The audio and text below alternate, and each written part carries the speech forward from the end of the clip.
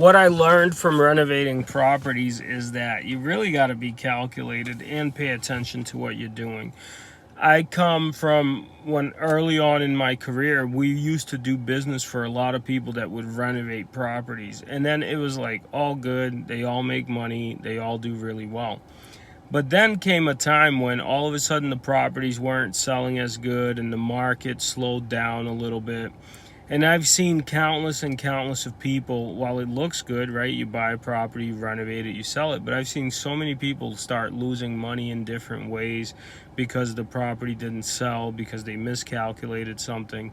So one thing that I personally learned from all that is basically when you go to buy a property, you really have to know where you're buying it, know what you're doing to it, what are the costs that may come up, and always consider like what might go wrong, because when the market is good and everything's going absolutely beautiful, it's like great until you don't make money. And then these are the scenarios where you can make a lot, but you can also lose a lot.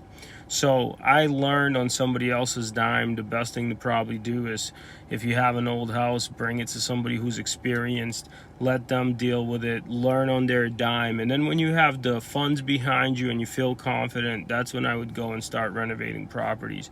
But I've been selling real estate and in the real estate business for 12 years before I ever started flipping properties, and maybe the same amount of time before I started investing in properties. So what I'm telling you is just years of knowledge and experience.